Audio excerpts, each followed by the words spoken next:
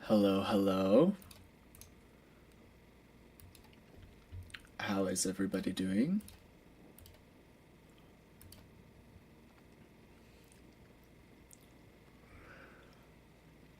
Alright, you guys. Oh, hello, Heather. How's it going? How's it going? Um, I've got this new chat box, right? And, so we're gonna see how it does for us today, because I don't know. I'm like worried I'm gonna miss messages from other platforms, like outside of Twitch, because I worked on it last night after we worked on it on stream, the Caster Labs chat box. But I'm hoping that you guys will be able to see chats from each other across different platforms. We're gonna we're gonna be doing some experimenting. But how's everybody doing? How's your day been? How did yesterday go? How's the new patch going? Do we love the new patch? Do we hate it? Have we not played enough to know? Love the new patch, says Alice. I've been hearing a lot of good things. I actually didn't play last night because we had plans with friends and we were out pretty late with them. Um, so I actually haven't had a chance to play it. But from what I've heard that people are taking the new patch really well.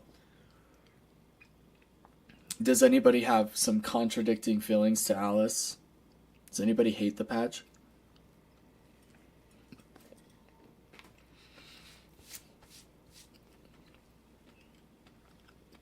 It seems like the balancing felt really good, and this is just what I've heard. And the third objective on the map, adding a little bit more to the gameplay and shifting the meta a little bit, it seems like that has all been received really well. It's good so far, says Crabshack. Okay. Well, awesome. I'm glad you guys have been enjoying it. Hopefully, I know Yoshi, you guys probably saw this, but Yoshi said something along the lines of like he has more patches that he plans on sending out, but he doesn't know when. And that that's before we can go into open beta. And I'm thinking we're getting really close. Matchmaking's supposed to be next, praise the Lord. Yeah, agreed. I'm excited for the matchmaking one to be hitting. I mean, Yoshi did say he doesn't know what order they're going to be in, to be fair. But I really hope the matchmaking one is next, because that would be really, really good. But oh, it's also going to be necessary for like open beta. Like the matchmaking does have to be refined before this game can go into open beta and do well. At least that's my thought process or my opinion. So we'll see. But I am really excited that he's got things going, moving along, and that the game's getting closer. It's getting closer. I got double voice going on. Oh, give me a sec.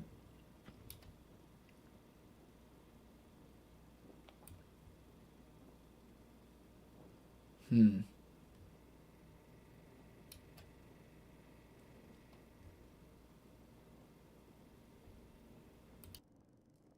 How about now? Is it better now?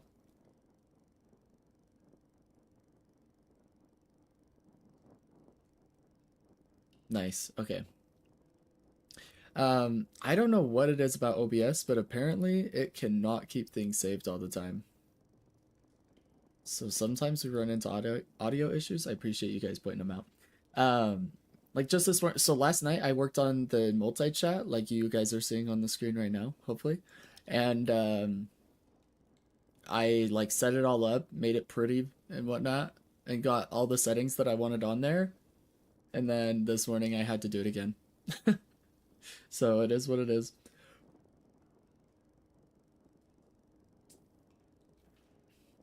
It looks sick in mid street ball. I'm glad you're enjoying it. What I'm hoping is that it is outlining like your guys's like platform, right? Like Twitch. So if we see YouTube chatters or Kick chatters and eventually TikTok chatters, apparently this is compatible with TikTok when we finally get them to let us stream with them. Hopefully it'll show all of them, but until we have another platform pop in or test it, we probably won't know. That being said, I actually have no coaching requests overnight, so and that's pretty normal with the new patch because people have to have played a game. So if you guys have any games you guys want me to review today, you feel free to let me know and drop match IDs in the chat, and I'll be happy to take a look at them.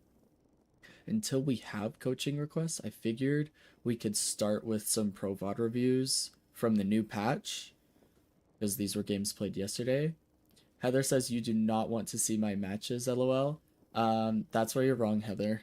We definitely want to see them. Even if it's more just clowning you instead of coaching you, definitely. I updated my old request with an Ivy game I played last night, just edited the message. Let me take a look, Crabshack.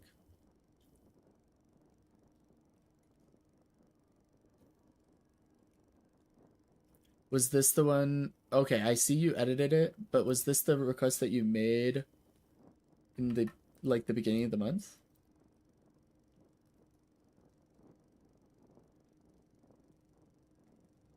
I have one I want to do. Where can I do it? So normally, Alice, I would have you throw it in the Discord under the request to coach, but since I don't have any other requests to keep track of today, you can just throw it in the channel. Okay, well, Crabshack, you spoke up first. Why don't we just run yours really quick? I actually have a Pro VOD review of Ivy that I found today as well. So if we have time for them before DLNS, we might be able to show you a Pro VOD review and then compare your gameplay like we did with Bullet on Monday when we watched Bullet's Holiday and then we did a Pro VOD review of Holiday. And it was a drastically different experience, I think. Let me shower real quick and then I'll drop it. Yeah, Alice, feel free to drop it whenever you're ready. Yeah, Crabcheck, if now works for you, we can go ahead and send the VOD review and let me go ahead and download it.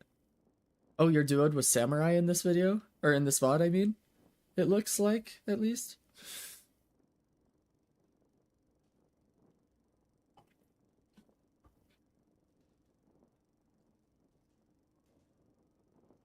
Awesome. Awesome.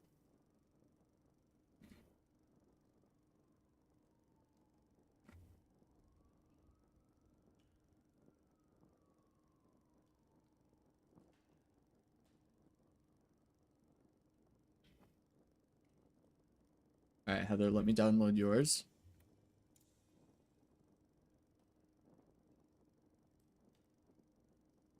We'll call it light clowning. Light clowning. You know what I mean?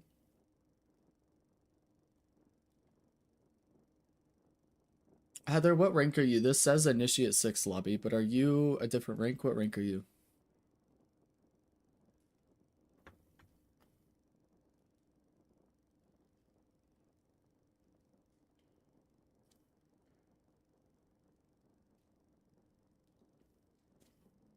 Nice. Alright, W.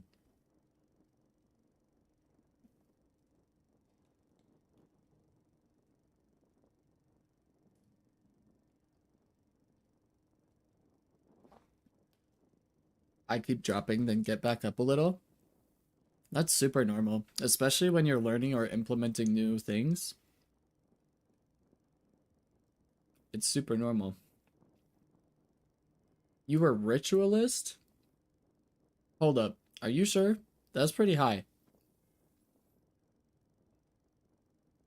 If so, that would be quite the drop. Dang.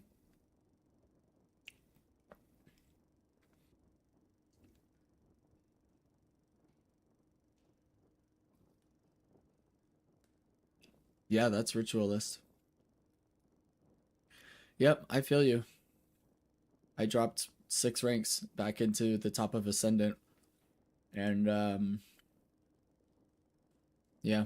I mean, I pretty much have just been dipping in and out of Ascendant and Eternus lately off stream. Because, like you guys know, I've been like learning new heroes, specifically Pocket for a while.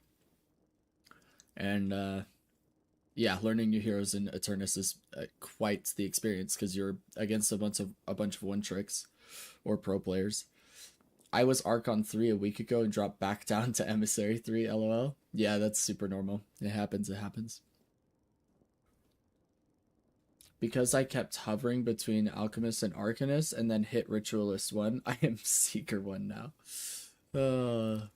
Well, we're learning. It's the price we pay for progress. Alright. Do we still have any sort of double audio? Or are we still good? I blame Bullet. Me too, Heather. Let's just blame Bullet and move on. Call it a day. Alright.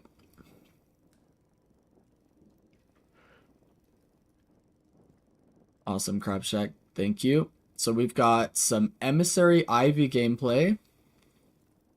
Let's go ahead and take a look. Now, Crab Shack, before I get into this, is the what you want to improve or what you think you are weak on also edited and accurate? Is it late game micro and indecisiveness? Did I say micro? Because I meant macro, but yeah.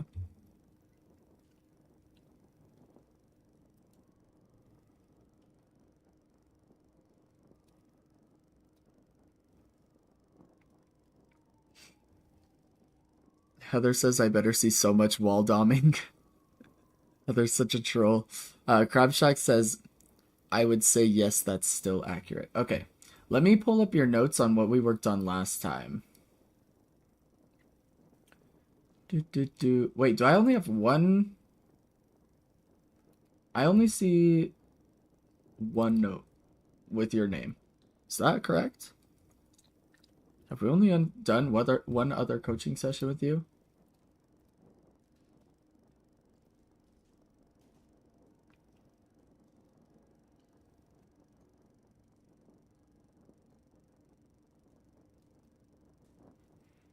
No, I should have two.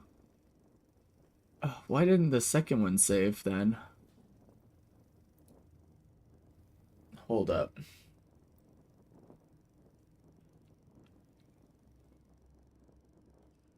All right, let me just go to your to messages with you, and I'll take a look at the most recent one I sent you because apparently the one I have, it might be outdated. I don't know now.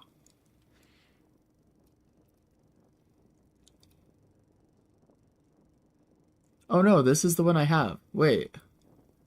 I've only ever sent you notes once, so the other one I must not have sent notes on. So I'm just gonna base it off this.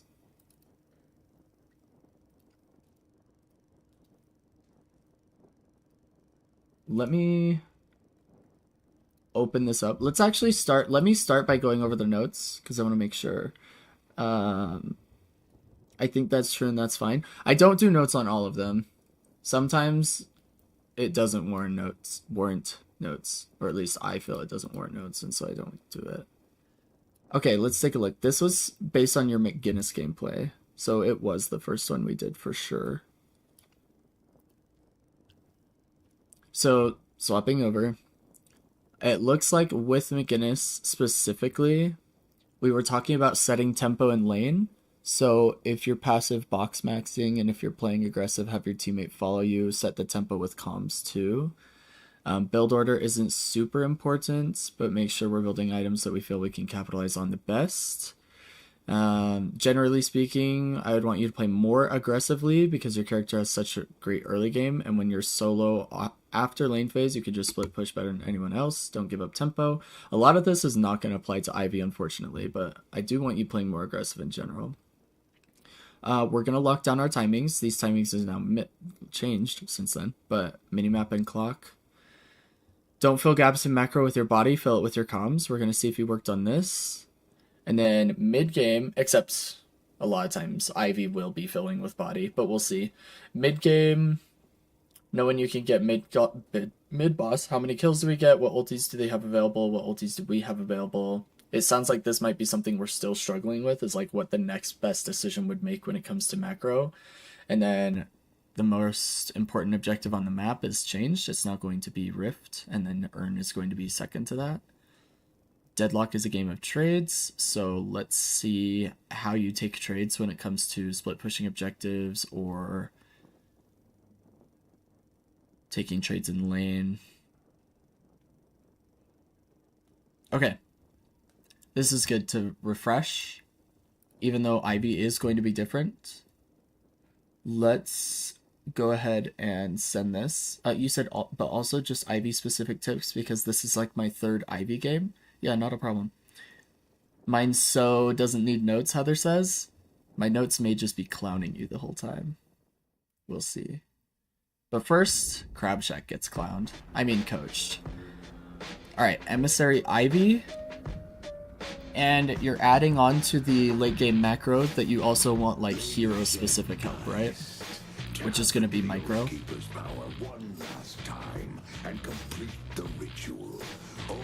I predict right now, before we get to lane, that you're going to misuse your thorns.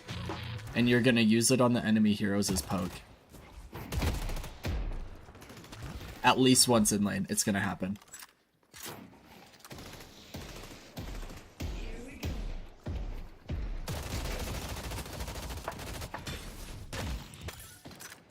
So, on Ivy, you're going to want to be meleeing minions a lot.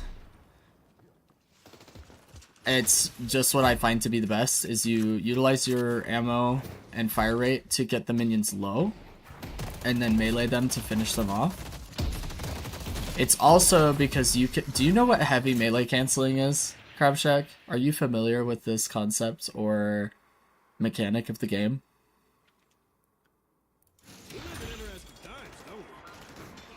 Monster rounds is also a massive buy. Yeah, with stone form, yeah. The reason why I say that is because, oh, be very careful with your ammo.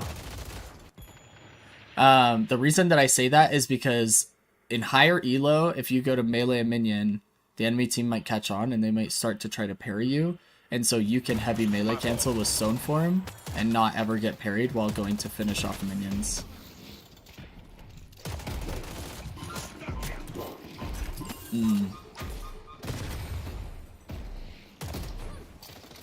Okay, so this is extra super important as of late. You guys, Emissary Brains just did the exact same thing. Light melees and parries, that was sick. Securing orbs just became even more important because 10% of the minions' souls are now in that floating orb. So we absolutely cannot be shooting all of our ammo and be reloading while the orb is floating in the air. It is more pertinent than ever that you have enough bullets to be able to secure it, or that you be close enough to heavy melee it. Hey Bullet, how's it going? Heather blamed you for her bad games, by the way. Just wanted to rat her out really quick first thing. Blayton did my homework and let my souls went up to 20k unspent. Is that bad? Somebody ban that guy. Yeah, there's the first misuse of thorns. This is not for poking enemies in lane. Just want to let you know, when it comes to Ivy Micro, use this on the heal minion and the minion next to it. Kill those two first, and then it's going to help you kill the other two and have some semblance of lane pressure. But Ivy's lane is pretty garbage. Stone form the bomb. Nice.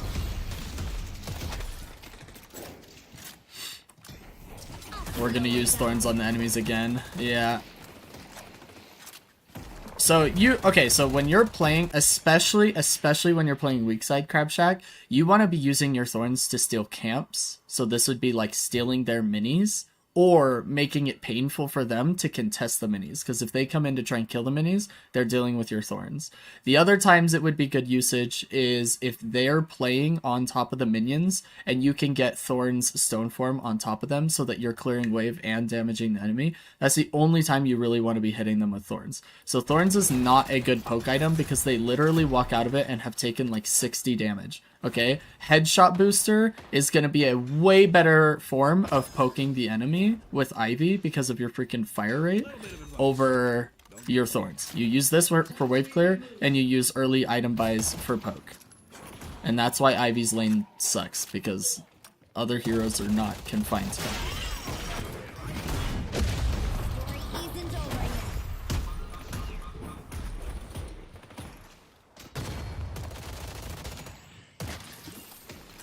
I already outed myself and sent Bullet a screenshot of me blaming him. That's hilarious. Heather ratted herself out as I was ratting her out. She did, and it was rude. See, this Thorns, it's just not gonna get you any value. Stone form. Okay, so if I miss a parry, I would normally wait for the heavy melee to start charging and then stone form. It just buys you a little bit of time. It also means that when you come out of that stone form, you can almost guarantee a light melee because they're gonna start meleeing you again. Just a little bit of tech. So you can try and trade a little bit of that melee damage. Oh, nice! But then we use... okay. I don't think we've used Thorns the right way a single time. But that's because it's our third game, and now you know. What's your AP? Okay, this is really good. Are you... Okay, first off, before we get into builds and whatnot, are you copying a build and are you copying AP order from anybody, or are you making this up? I probably don't the whole game, lol, and that's okay, because it's your third game on. You should see my pocket gameplay. It's probably worse. I'm following a copy of Saya's Ivy, and I'm using those APs. Okay, that's good. Because Saya is the GOAT. In fact, I think Saya is one of the best players in the game. At the roles he plays, for sure.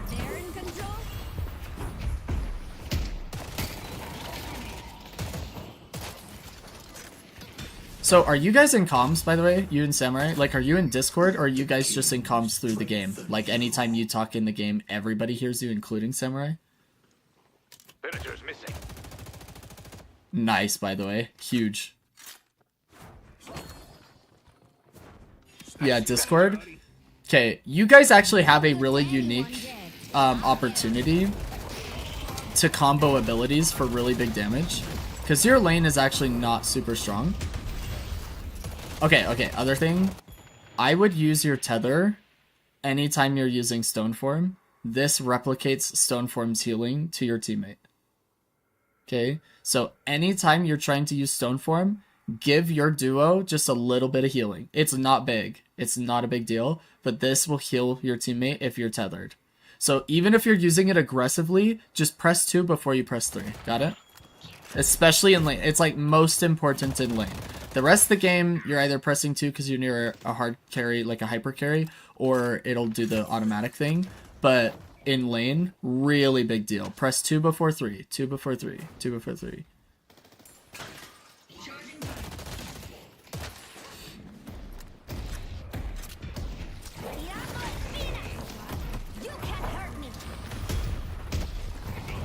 We're like just a little bit trigger happy with our stone form.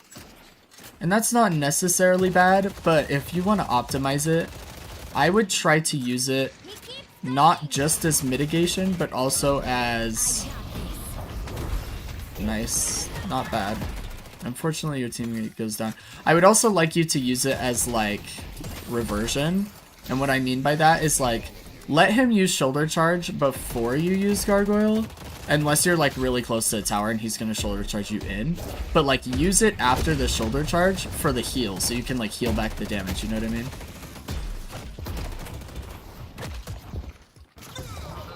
Nice work.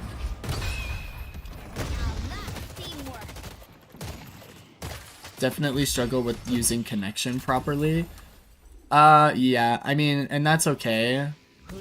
In general, in late game, it's pretty much like stand next to, in this team comp, it's going to be any sort of hyper carry or off carry, like the roles we discussed yesterday. So this would be stand next to Infernus or Geist and press 2, or late game, just try and play near them because it's always active, right? But, sorry, back to what I was saying about stone form.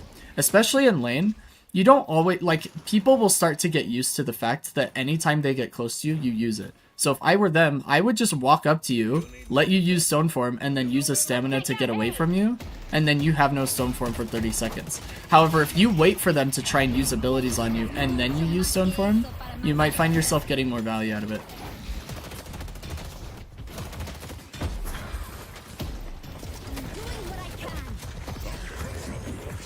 Nice kill.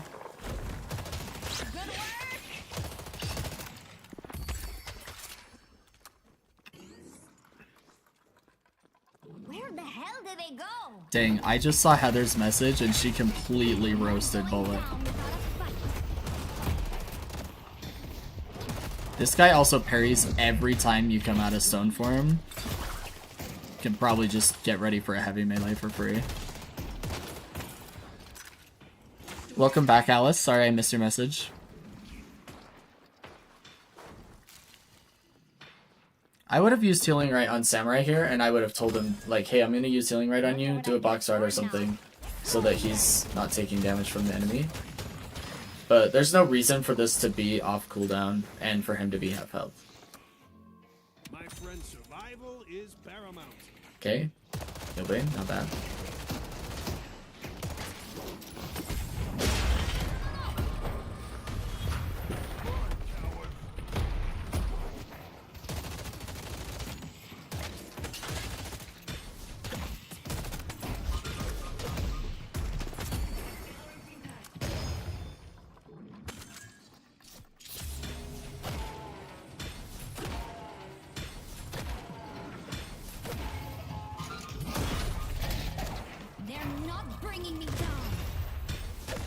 Oh, awkward.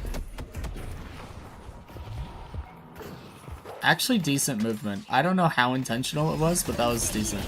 That's a good use of thorns. That right there. This is what I want to see more often. Is like if they're shoving into your guardian, you use it on the minions that are pushing up to help you clear quicker. Your guardian takes less damage. That was a good usage right there.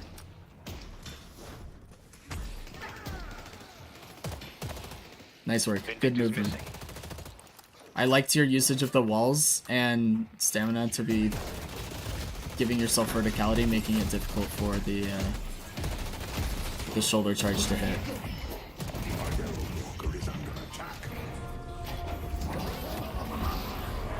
Oh, nice gargoyle. Huge gargoyle, by the way. Okay. You guys are bailed out here because literally half your team shows up to just own kids, okay?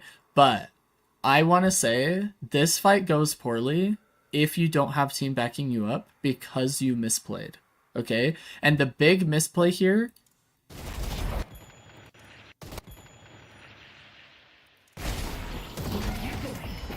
is right about here, okay? So we get after we get this gargoyle, you should notice that your partner, by the way, you don't need to be looking at your screen when you hit this gargoyle, right? So we hit the gargoyle, we know we're going to stun him. Great. So we should be looking up here or over here. Where is my duo? What is happening to my duo in lane, right? Because if I hyper-focus Bebop right now and he dies, I'm going to be really screwed. So the misplay here is that you get 1 point in your ult for the barrier. That is why Saya is having you put 1 AP in your ult during lane phase. It's so that you can give him 300 absorption in these types of fights. So what you need to be doing here is not dashing forward, it's dashing backwards, picking up Paradox, and dropping him on top of Abrams so that you A, do a bunch of damage to low health Abrams, and B, give him a 300 absorption shield. Does that make sense? If your Holiday isn't here bailing you guys out, you should have lost this fight because you misplayed this. Does that make sense? This is why we're putting 1 AP here, is to get a huge freaking shield on our teammate and still do 150 damage to the enemy.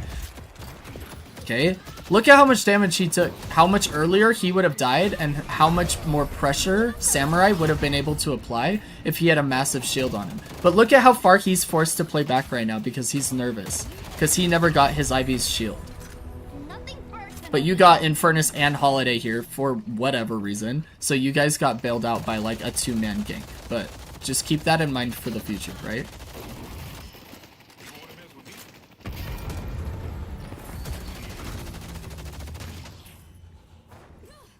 Crab is such a beast. I know he wins this lane easily. I'm gonna Carry, look good for doing sure. This is his third game of Ivy, and we're not going to know whether we're watching Saya, John, or Heading Crab to Shack. Broadway. We're going to be like, wait a second. Is that melee creeps?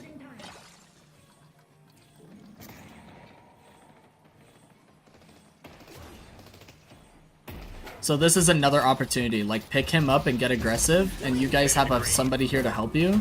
Like, missed opportunity, you know? Although it should be on cooldown, but you get my point.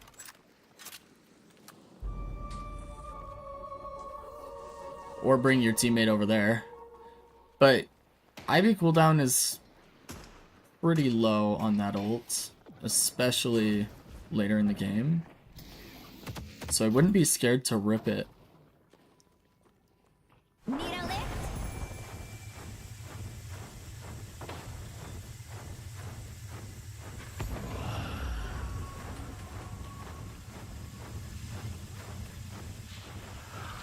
Samurai is in there, bro. They destroyed the Guardian on green.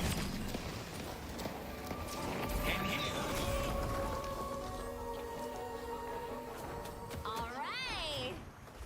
Okay, really good job recognizing that they're giving Rift and that you need to get over to the Walker. I hope this is where you're headed.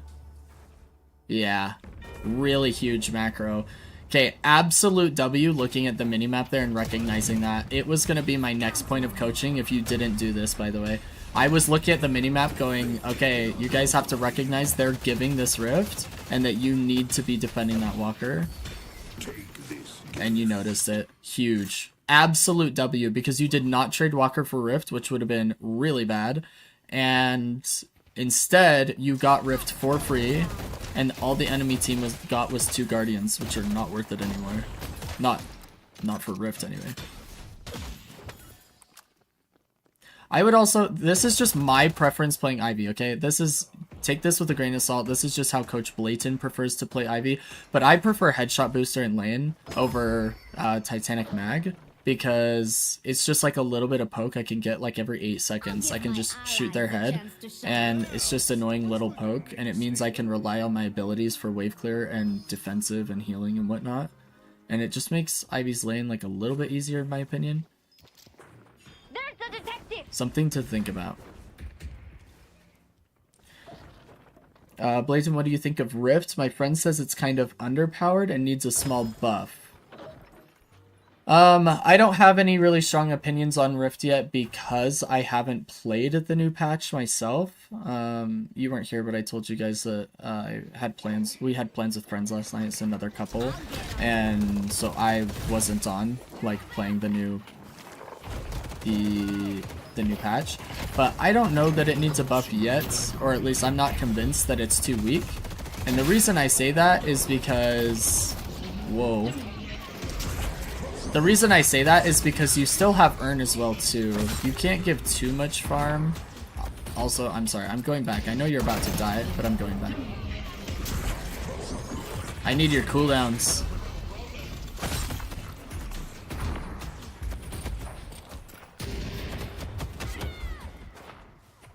We have stone for him. Got a wrist. You could be in. Can't stay here. Cancel it. Oh my gosh, you're a psycho. I would have canceled it. Oh no! Okay, so this is another thing, is like sometimes airdrop is not for flying away, it's for shields. And I think you may have had a better chance of living if you had canceled it. Because you still would have gotten that verticality. Like all you needed was the verticality and then you had stamina. So you could have lived that if you'd have canceled it. But you were like, oh, maybe I'm out. And then Vindicta was like, free stacks. I thought Ivy threw that barrel. Yeah, Crab Shack's just cheating. He's using holiday barrels. See the detective. It's for the barrier. I didn't know you had to cancel to get the barrier. Yeah, unfortunately. I'm loving these stone forms, by the way, on the Bebop bolts. This guy is hating the game right now.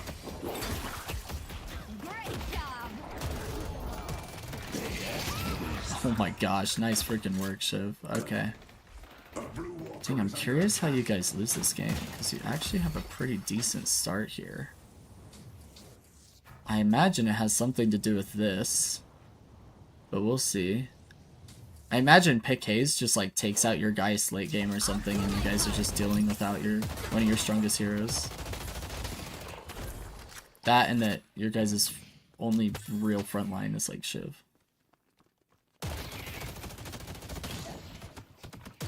Crab keeps shutting down that Bebop. Yeah. I love it.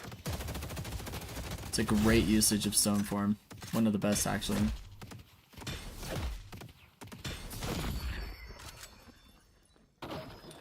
I don't love that you're the one side laning here, though. Is this being communicated to your team? Like Eternus or Geist should be in this lane, getting solo farm. I feel like you're clearing it out of necessity. I feel like you're clearing it because you don't want that wave to crash your walker. Okay, Eternus is over there. Yes, I asked Geist to come, correct? Okay. We have a bunch of really bad team fights later. Yeah, I hear that.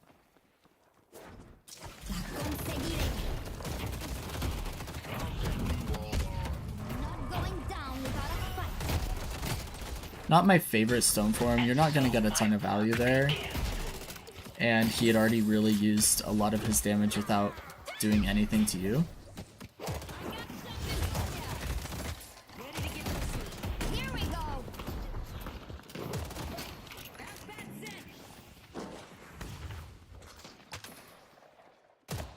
You better tell your Holiday you're not pushing. I don't hear your comms, but don't bait her, that's for sure. Okay. Infernus died, so we're covering the wave. That's good. Oh, Geist was on her way. It was like too late to know. Headed to Greenwich. Infernus is coming back.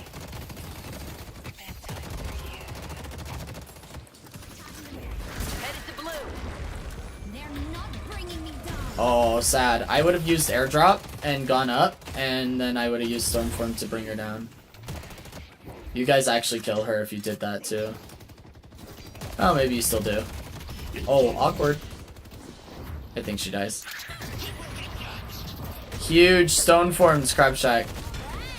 Your stone forms on enemy ults are really, really good. Nice double kill. You guys should definitely shove the walker here. You guys have 4. No, don't back up. You have Heroic Aura. Go help your team.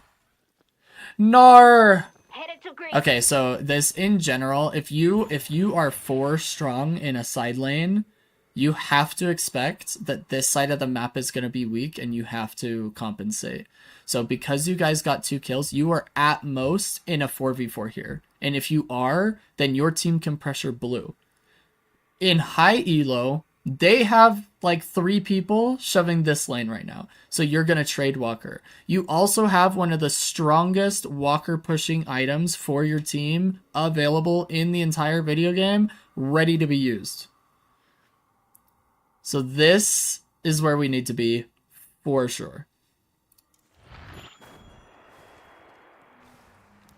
Yeah, definitely wouldn't have wasted time buying.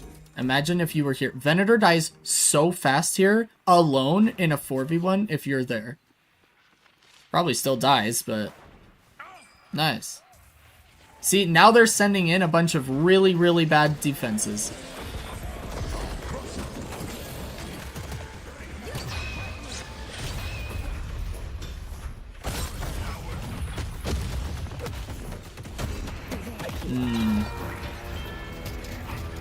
Yeah.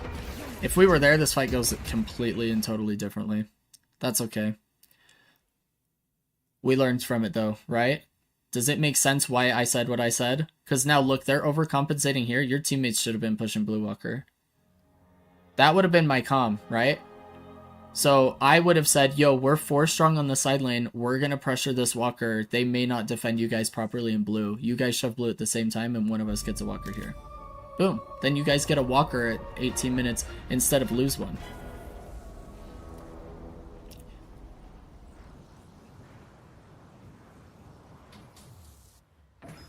This Rift fight's going to be really important.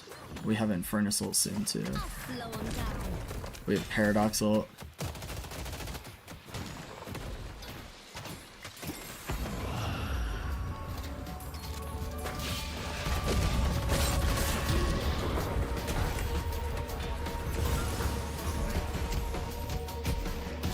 I would pick up your Geist and insta-cancel for the shield.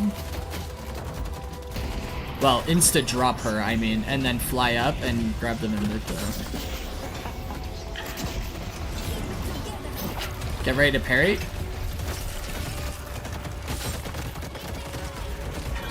Dang. Nice try. Does your team win it? This Vindicta's still just owning your team, by the way. I'm gonna watch this.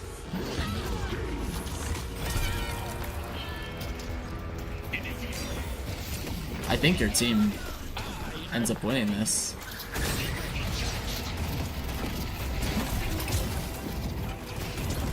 Dang, Samurai almost got them out. W Samurai. That was so close, actually.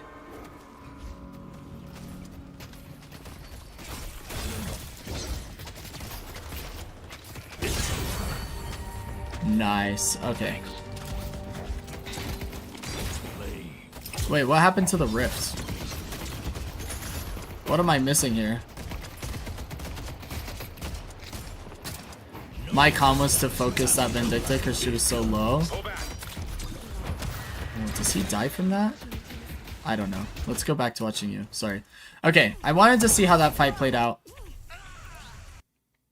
Once you spawn, you just boost over here and protect the walker. Good play. As soon as you clear this wave, I'd fly over here. I wonder if that's what you do. I don't think it is.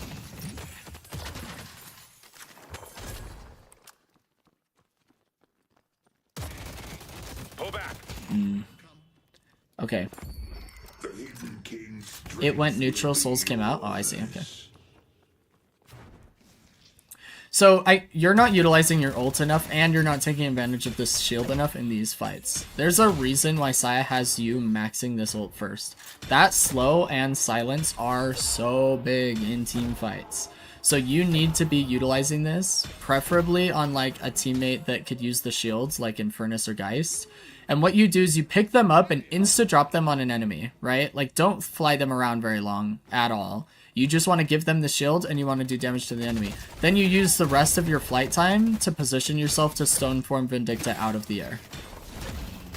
Because she's super squishy. Once you get her on the ground stunned, you just let your team know that, yo, I'm stone forming Vindicta, can anybody help me? You guys kill her. She dies. Okay, let's see how this goes. Well, this day got a lot more exciting.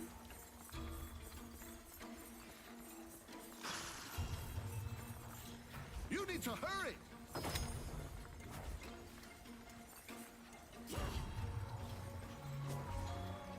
You do know where you're supposed to take me, yes? I got this. Our yellow walker is under attack. Okay. Kill your teammate. Ding off. Oh, sad. I would have healed Eternus and Paradox. You could have healed them both to like full with healing Nova. Headed to blue. Alright, new pilot, guys. New pilot. Everybody chill. The Baxters Just got our license. is under attack. They think they're in control? I don't think Infernus had to die there. I think if you did topped him, it would have helped survive. We definitely need to go spend souls, though. Yeah, okay. I was trying to ping at the same time, lol. Okay. Appreciates fine craftsmanship.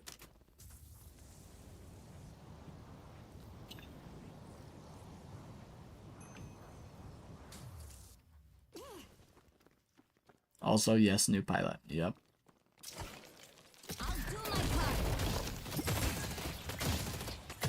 Let's go yellow. So Saya does a little bit of gun IV, huh? Alright.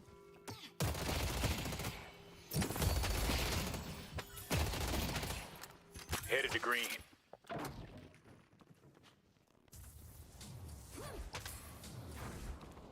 Let's push green. York is under attack. Okay. So Infernus wants to push this side Sounds lane. good. The enemy team is pushing your blue lane, though.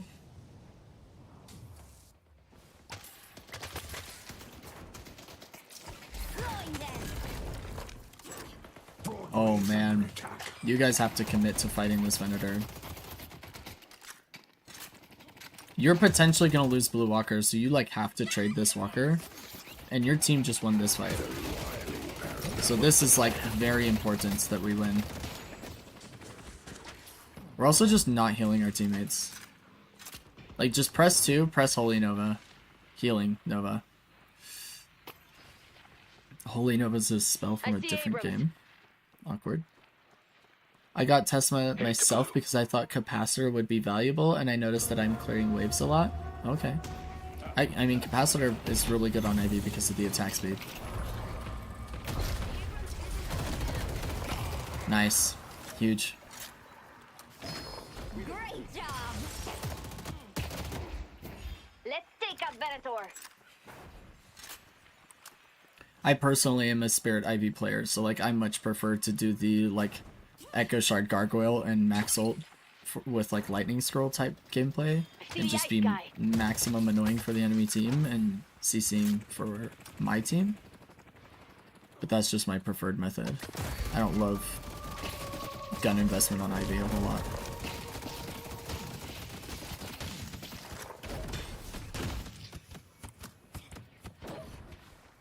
I feel like we should definitely just finish that camp because we're really close. And Eternus has already created space for the rift. And our team is already correcting blue. Enemy team did earn.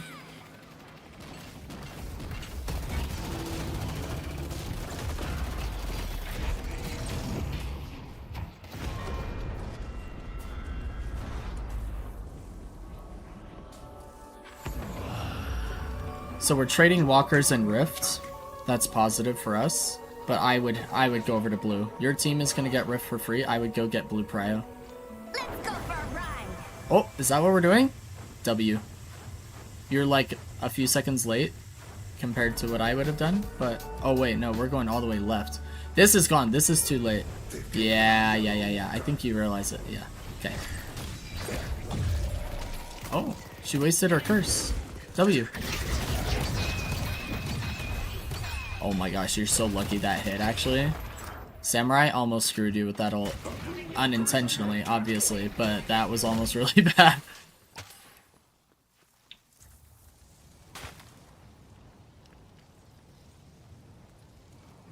Okay, all around, not so bad. Unfortunately, you can't go mid-boss because your 2 mid-boss killers are dead. But ideally, that would have been a decent mid-boss time. Aside from the Abrams ult. But you have gargoyles, so. I'll do my part. Creator expansion saved me? Yeah. She came back in range too. She moved towards you. Oh, good job dropping the sinners. I was about to say something. Okay. I like that we're watching the minimap and the clock while we're doing a sinners instead of just staring at our crosshair. That's really big. Except I don't think we're doing it enough because we came back to doubles. Where should you be instead? You're looking at the minimap now that I'm telling you, right? You should be flying somebody over to a fight that's very important right now. And your team's going to win it because they're about to start with an opening pick. But then they're going to be in a 3v2, maybe 3v3, maybe 3v4. We don't have any vision on the map. But this should not be the next priority. After we do this, you should be like, yo guys, I'm picking you up. We're going to go help in this fight. Because if you guys get a couple kills here, that's mid-boss. See, that's the decision making I struggle with sometimes. Well, you're an off support. So your decision making should be looking at the minimap and asking yourself, who on the team can I support right now? If the answer is absolutely nobody, then go farm. Let's push blue. But you had team to support here. Push Broadway. Now they're in a 3v3. Calvin just got there. I like Eternus split pushing is massive here. What you need to do is get blue prio and grab Geist and go. Because this is mid-boss potential. This late in the game, mid-boss. He just wasted ult, mid-boss. Tell your team, let's not even fight this. Can we back out? Let's go mid-boss. I see the detective.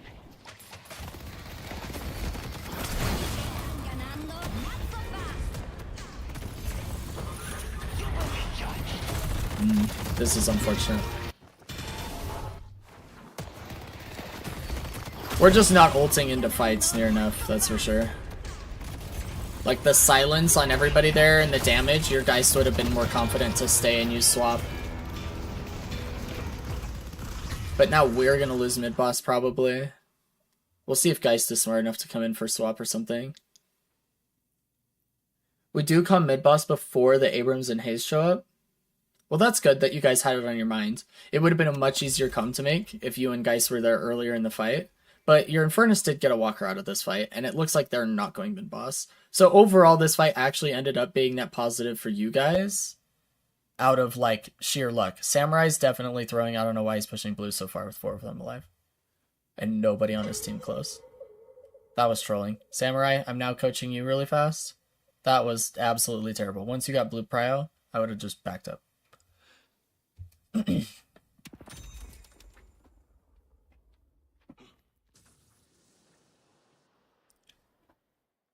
Does it make sense to be looking at the minimap and understand as an off carry that you should just be looking for your teammates before you look for farm? Because if you'd done that, this goes way differently. The rejuvenator is descending. You won't get there in time. They took the rejuve. And they got all 3.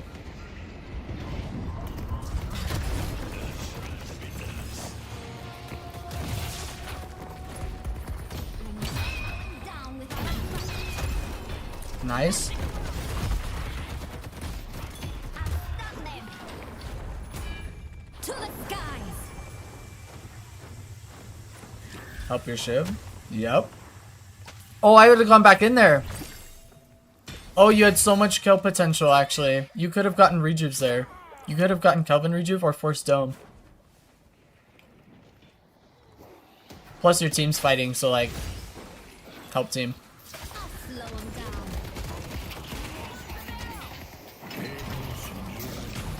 Oh no. I would have gone in and used my gargoyle for my team.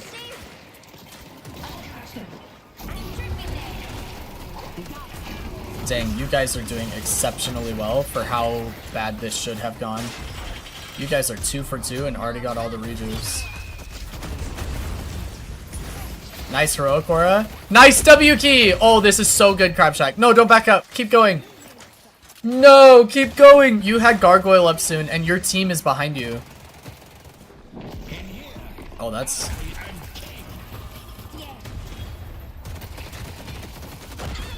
Oh, sad. Okay, so I do want to say, okay, really quick. This is a VOD review, Samurai. It's your game with Crab Shack. Okay, really quick. I missed some of your messages, but see what you mean by ulting into fights. I use it too much for map control. Okay, good. Which is still valuable, but I see it as like its primary use. I wouldn't call it the primary use, I don't think.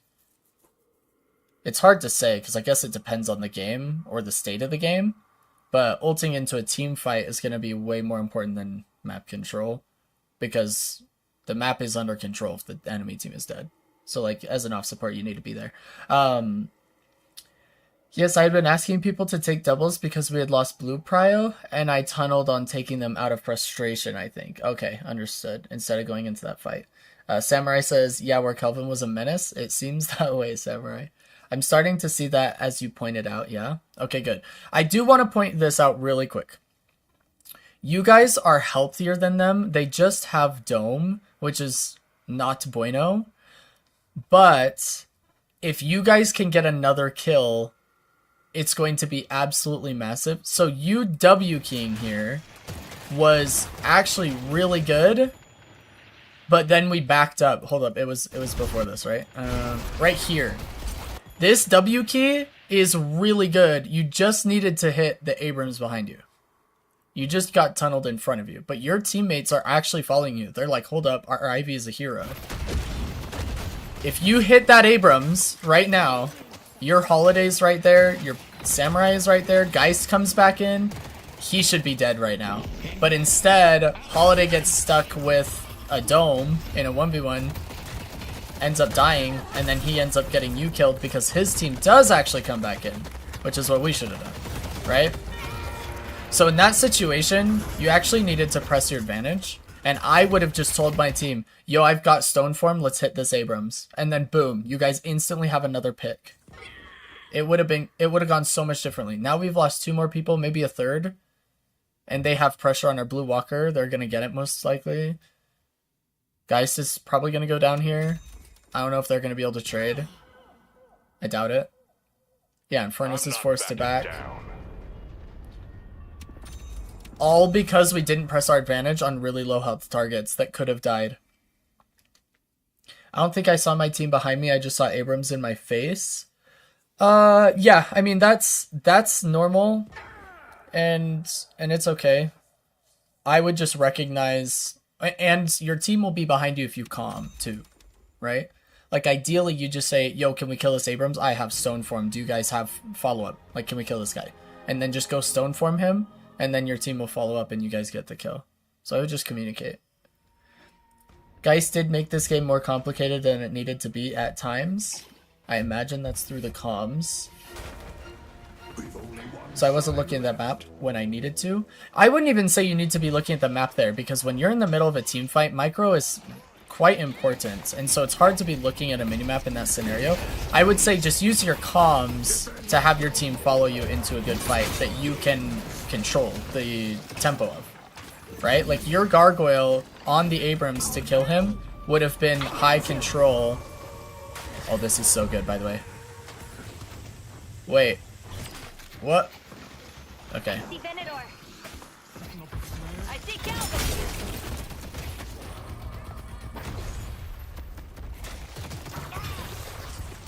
Nice. Nice. Rift! Rift! Okay, I think we notice now. Yeah, we need to get our bodies in this rift.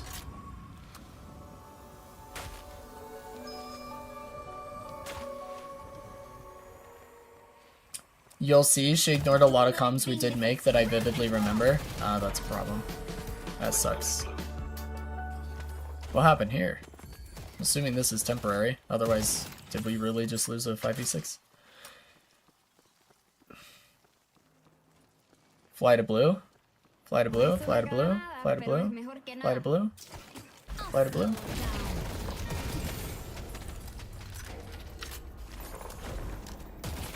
Okay, so this is just my opinion, and maybe this is wrong. Like, maybe there's a pro player out there that can explain why objectively this would have been the wrong play.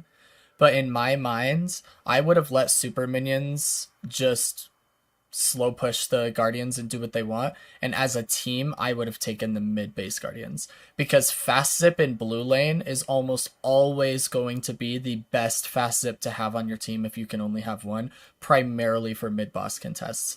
But if it's me, I'm telling the team, yo, let's get these blue base Guardians. And I would have flown over in case they contested us at Walker. And then when I saw they didn't contest us at Walker, I would have pushed blue base Guardians with team. And once we got the blue base Guardians, we would have dipped and stolen farm on our way out because they're all spawning. But this whole like solo push with super minions on a side lane just would be way less value in my opinion. Does that make sense? I come to take blue and come to me for shrine. I just figured we should press with the super minions in the lane.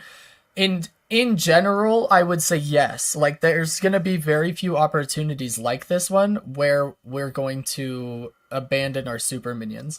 But in this case, when we have a numbers advantage and our team was already stacked blue on the Walker, I would rather get this set of base Guardians. It's just, these base Guardians are just higher value. So this is a rare occasion, but generally, yes, you would want to push with your super minions. They're going to give you a massive advantage for sure.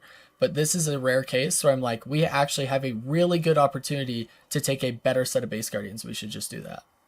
Make sense?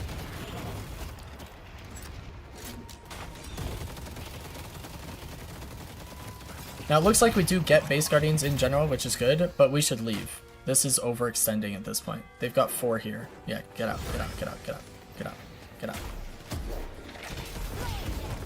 We just don't need to be here. Wow, what a hook. Super dead. Yeah. Yeah, this was like just completely unnecessarily aggressive. This is why I wanted to just get blue base guardians and leave and take farm on the way out, because we accomplished nothing here. We just gave him a kill. Okay, let's fast forward and take a look at what the enemy team does. We need to be grabbing that urn. Geister and Furnace should be running that urn. Or denying it. I don't know what you want to do. If you can even deny urns anymore, I can't remember because you like can't drop them, so whatever that looks like. So we lose in Furnace to Haze pick, and then the enemy team is grouped around that left side.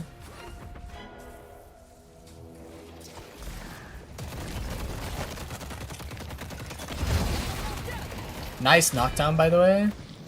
Unfortunately, it seems to double up with Lasso, but it was a nice knockdown. He just got hate crimes. That's a W. Again, we shouldn't have lost this game. I'm telling you right now, this is one of those games where your impact actually could have changed the outcome of the game of the few things we've already talked about. We need to be prepping for mid-boss. Do we not know that? We have mid-boss in 7 seconds. We need to be over there. They don't have Dome. Their best mid-boss contest is down. We have Gargoyle. We have Eternus ult soon. Mid-boss has arrived. Oh no.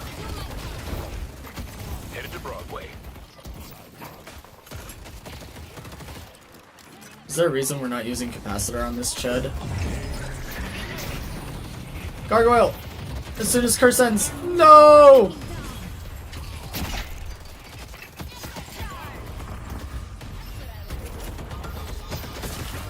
Oh, you mega dodge. Okay, this is a massive, massive, massive mistake that you guys made.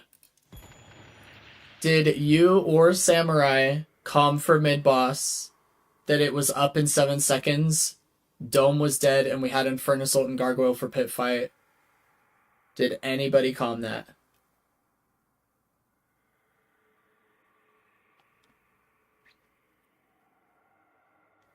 Yes, we do. We're searching for someone in our jungle for a pick, you said. What pick?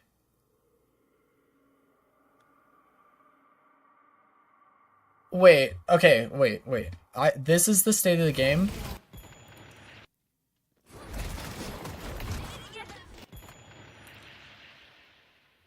This is the state of the game. Right now. Mid-boss is up in 4 seconds. And you guys are about to be 6v5 with Infernus and Ivy in the pit, and all they have is Haze and Abrams. And you guys are telling me you're looking for a second pick at 36 minutes into the game, almost 37 minutes? This is definitely a misplay. You understand why it's a misplay, right? You understand why we don't need a second pick at 37 minutes into the game with our pit fight? Second picks kind of started at our base. Yeah, well, we're chasing the second pick starting at our base. Okay, so we just killed Kelvin. And you guys are saying that we want to chase this Haze because she's close. But once you hit here and mid-boss is spawning in 4 seconds, chase is over. We didn't get our kill. Boo-hoo. If you get the kill before they cross onto their side of the map, fantastic. But you guys, I mean, watch this. Watch the minimap. I mean, what is that? This is like the mid-boss spawned by the time they had gotten to what we'll call the safe side of the map. Okay, they got on their side. Time to leave. Time to stop chasing kills. This is like pure emissary mistake, is tunnel visioning picks when you already had the most important pick you needed.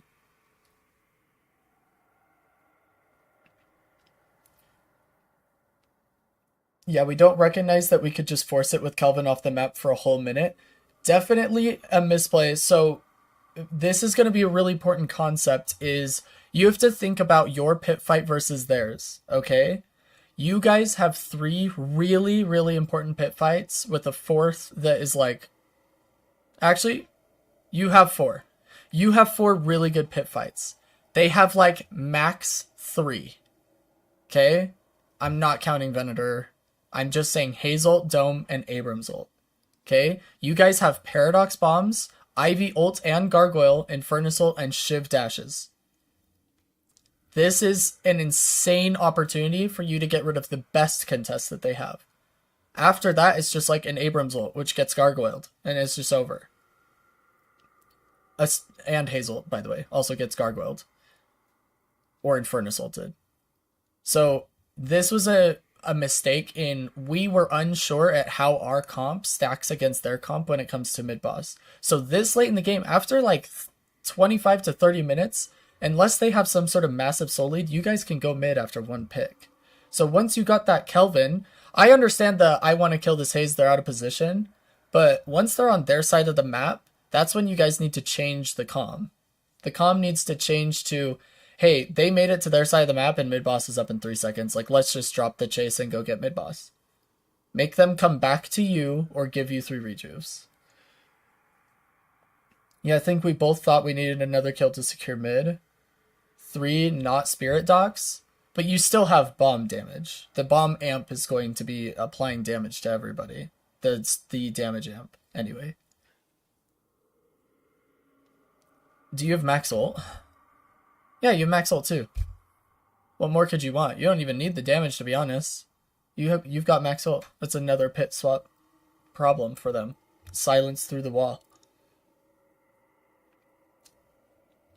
So I'm still counting you as a 4th. Max Paradox ult is massive. You can pull Abrams out of the pit after he ults your team, and it won't even matter that he just stunned everybody. So this is just a massive misread of the map, and I'm just going to say this as a general rule because I think this is where we ran into a problem. Is tunnel visioning blinded you from the fact that if you are chasing additional picks because you feel like you need them, and they get to their side of the map, you can no longer chase. If they are on their side of the map, this is no longer chasing, it's inting. And you need to go do the objective you're planning on doing, or bait it. At the very least, if you're unsure, if you're having a moment where it's like, dang, I wish Coach Blayton was here telling me that this is by far the best call I should be making, then bait the mid-boss. Just get the audio cue and see if you can make them crawl back out of their hole to a spot where it's going to be advantageous for you to kill them again. Actually, this moment right here is where we were calling for mid and Geist doesn't budge. Well, to be fair, it's already way too late. I mean, Emissary Brain up here can't handle a non-pre-comm. The comm would have been like, after we get this Abrams, since he was the last one to die, can we go mid? Not, I don't think we can kill any more people. Guys, let's go mid. Emissary Brain's like, wait, hold up. I was going to hit some objectives for free because they don't move. Okay? And so he's not going to budge. Does all of that make sense? Is this clear what I'm... Do you feel like you'll be able to apply this into your guys' next games? Was it clear enough that you feel like you wouldn't make this mistake again? Was pre-com to kill these people then go mid? That's unfortunate that Geist is not listening to the pre-com then. But we're still getting mid, which is good. Because she's got both of them on her. Which means you guys have time to do mid. They are just now realizing their mistake by fighting Geist, by the way. Just now, with that audio cue, they went, we got baited. Okay, I'm glad it helps to hear it and that you guys feel like you understand the idea between trying to get additional picks and wasting time chasing kills. I would say, in general, use the midpoint of the map as your kind of boundary. If they make it over there and they're still running for their lives, that's when we go mid-boss. We're not going to chase past mid-boss to secure mid-boss. We're not going to want to backtrack for mid-boss unless we actually are getting a kill, right? Like, if we actually get the kill, then great. But if we're just chasing it down, hoping we can get it, we're wasting time. At this point, what would my goal be with these rejuves? Wait for Geist. I would farm and wait for Geist. Think Emissary Brain sees no walker and says, what push? That is so accurate for Emissary. I feel like Emissary doesn't know what to do once the walkers are down, and when the walkers are up, they don't know what to do other than shove them. That is exactly the right way of thinking about Emissary, for sure. You don't want to be fighting a 5v6. That's donating rejuves. It's just a terrible idea. So now that Geist is up, I would be looking for a pick. Anywhere you can. Oh, Rift. I would go Rift.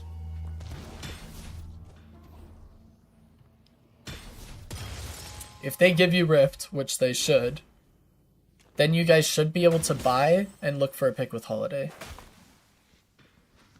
I'm pretty sure I say exactly that. Wait for Geist. Oh, we definitely don't want to donate rejuves, so yeah, wait for your entire team to be alive, whatever that looks like. So they're gonna give Rifts.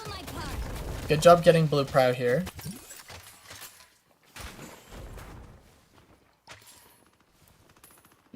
I don't like this call. This is not bueno. We should be pushing with super minions. This is troll. Okay. So, what we don't want to do when we have rejuves is get separated and donate rejuves across the map, or potentially die because we don't have any vision on the map. We know where 2 of them are right now. So, whoever called Urn, or if Shiv was planning on doing Urn himself, I would just calm with the team. Yo, Rift is going to be free because we have rejuves. If they fight it, we win. And once we get super minions, we just push up with super minions with rejuves and see if we can find any picks outside of their base.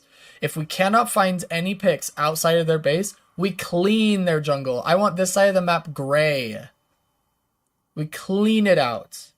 Okay? But the Urn separating from the team... I mean, imagine if you had Shiv running at this Venator right now and you ult silence him, stone form him, root him, and then, well, you don't have this maxed yet, but you know what I mean? Like, you guys get a pick outside of their base right here. But instead, he's like, wrong side of the map. Absolutely tragic. They think they're in control? Nobody's ready.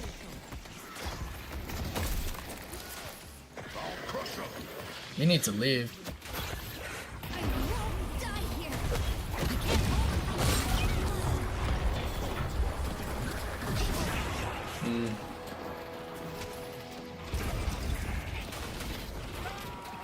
You brought this on yourself. Your strongest ability has been off cooldown this entire fight.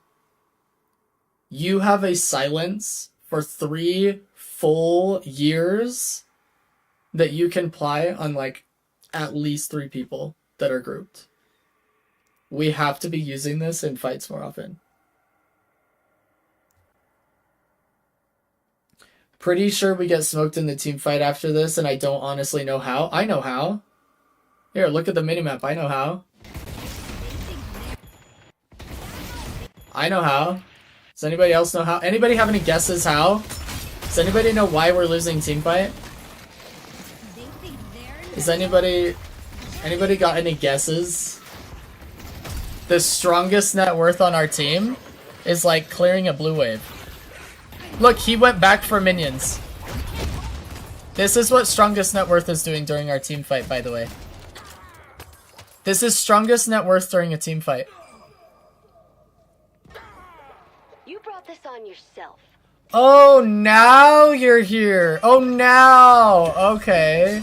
Okay, now we can fight. Now we can fight, guys.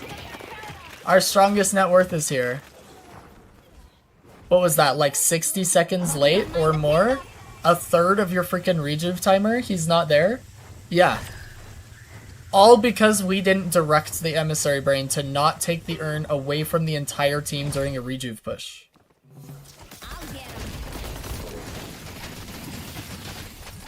So had you guys made this comm, now I do want to be clear. Had you guys made this comm like, yo Shiv, I would much rather push 6v6 with rejuves and super minions than have you get a few more souls from Urn. Can we just W key this enemy team and see if we can get any sort of fight outside of their base, right? Because if you can't get a fight outside of their base, you can't push in. If you push in, they'll just smoke you. So what you want to do is fight right where you did, actually. The fact that they were fighting you there was so incredibly bad on their end. It was a complete throw, and had Shiv been there the whole time, you would have won. You would have been getting kills, and the more kills you get, the further you can push until you actually were able to take a shrine. And you actually might have gotten enough kills to take their entire base had you not done this whole, like, dealio. Had you made the comm and he still didn't listen, there's nothing you can do about that. But it's my job as your coach to tell you, you absolutely have to be making that comm before he even has the idea in his head that, oh, maybe I should do Urn. Because that is a terrible call. So you need to tell him, yo, guys, after this rift, let's push 6v6 with the last of our rejuves and super minions, and let's see if we can catch them outside their base. Simple as that. Made an example out of another one. Hello, Shelly. Welcome in, welcome in.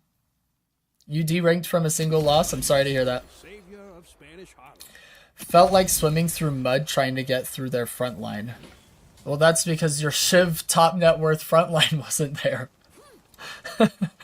That's because you guys are fighting 5v6s. Alright, let's see where we go from here. You still shouldn't lose this game. This is still winnable game state. So, let's see where it goes. Although, their patron should be down right now, by the way. In higher elo, their patron was downed. Actually, in higher elo, they don't fight you like here, right here, like idiots, but... I'm sorry to tell you that I used stone form on a mid boss because it was dying really slowly, but then everyone arrived and I didn't have stone form to stomp it. Shelly, you can't tell me these things. It hurts my soul. You know that?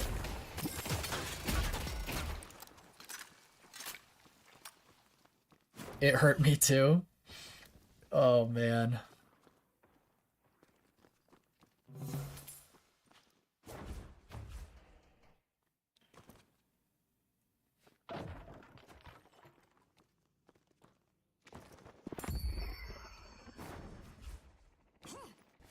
I'll help out however I can.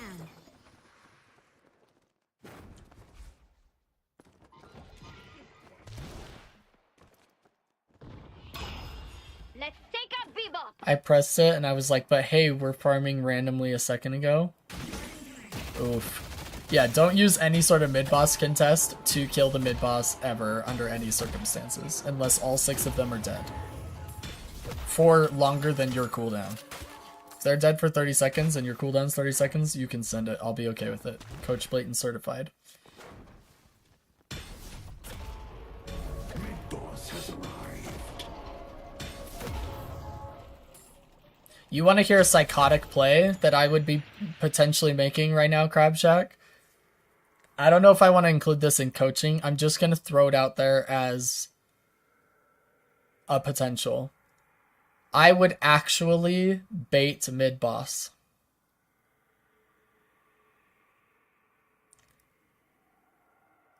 The reason being is if they can test you in these corridors on the side or on the stairs, and you guys are waiting for them because all you did was bait the mid-boss, and you guys all stack in the same area, okay? So what I mean is like bait mid-boss and you all go to this staircase or that staircase or this corridor or that corridor, whatever it is, right? Like I want you guys to be completely stacked 6-man. You guys have a stronger close quarters fight than they do. So if you bait mid-boss and you bait emissary idiots into actually fighting you in close quarters, they will get murdered. Vindicta will get 3 bullets off before she dies. Hayes will get 2 bullets off and a channel of her ult for half a second before she dies. And the Kelvin Dome will not save them from 6 of you in there. Because Kelvin Dome will cover the whole corridor. You're all in there with him. He's actually going to trap his team unintentionally into infinite Shiv dashes and gargoyle thorns and stone forms. But you have to tell your team exactly that. And you have to say which quarter. So if I'm you, this is my exact comm. Hey guys, we bait mid-boss audio queue. As soon as we get audio queue, all 6 of us in the north corridor. all 6 of us. And as soon as we see people in there, or we can push somebody there, we get some kills while they're separated. Because they are not going to have all 6 people together. Not even in Eternus or all 6 of them right there. They're going to have like 2 here and 1 here and 2 here and 1 here. You know what I mean? I was also wondering what the play is when my team is doing a 5v6 under their walker and isn't listening to me saying to steal their jungle instead or something.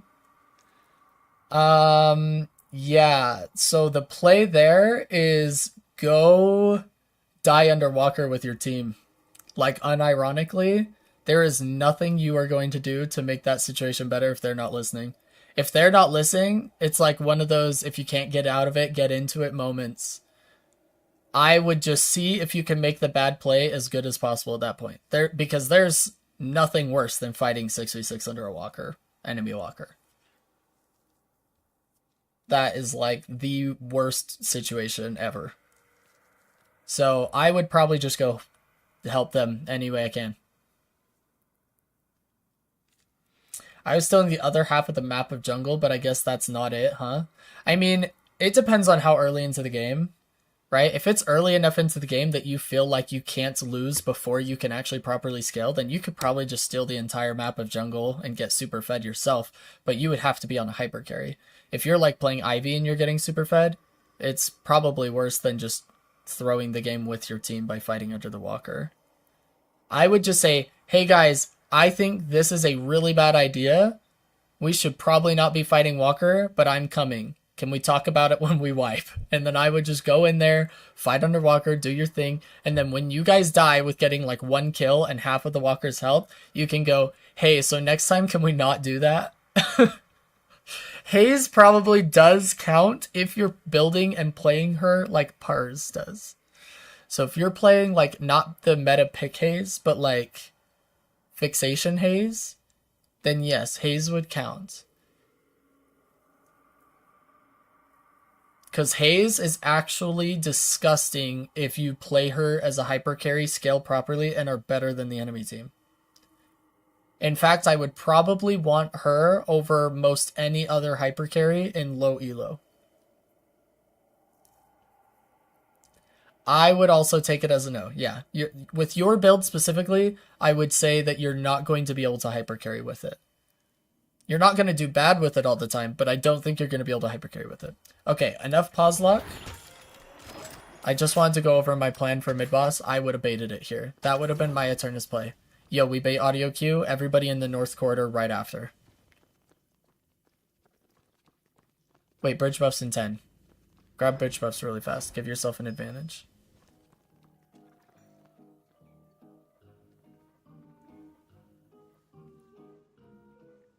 You have a good eye. So is it just if out of options, just play with your team? Yes. So I've always said this, and I'm a strong proponent of it. I would say that in general, coordination can supersede a bad play in the lower elo you are.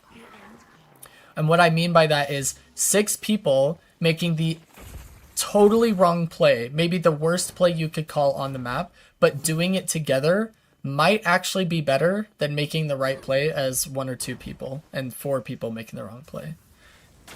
So your coordination might actually outplay the enemy team even if it's the wrong play. So yeah, I think if all else fails, risk playing with your team.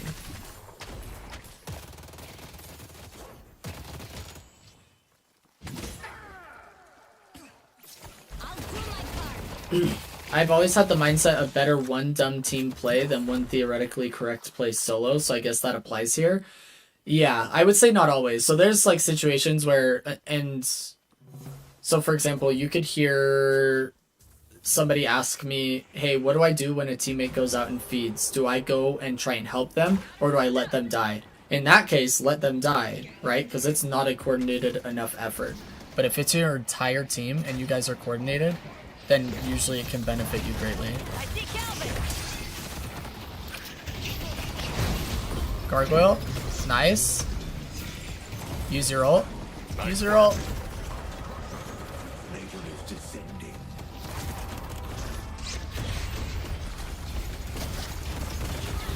Ooh, alright, I think that loses us the game.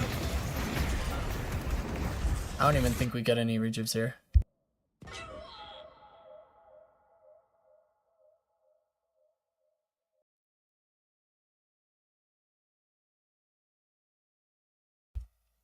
Text me when you do. The real answer is to be viscous with rescue beam and cube up. Joking. Yeah, that's the real answer. Okay, so that is what lost us the game right there. That fight was the turning point for sure. Infernus getting caught out prior to the mid-boss fight. And then the pit fight going poorly. I also don't think I've seen you ult in a team fight in the last like 3 team fights. I think ult has been off cooldown for like... You know what? When's the last time we used ult?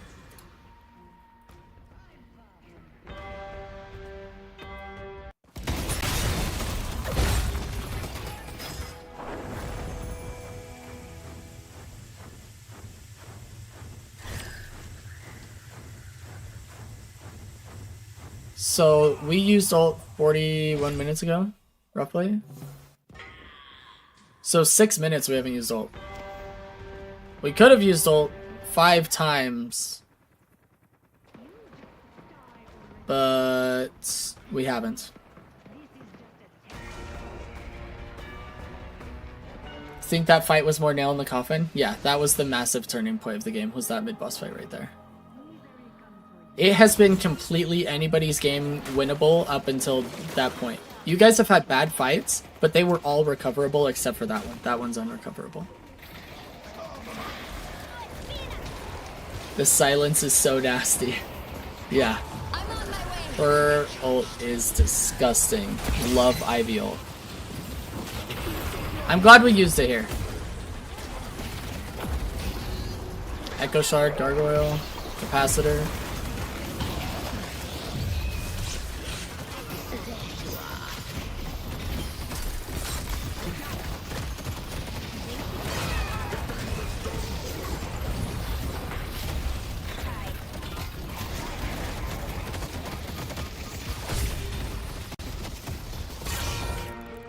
Alright, GG. Good times.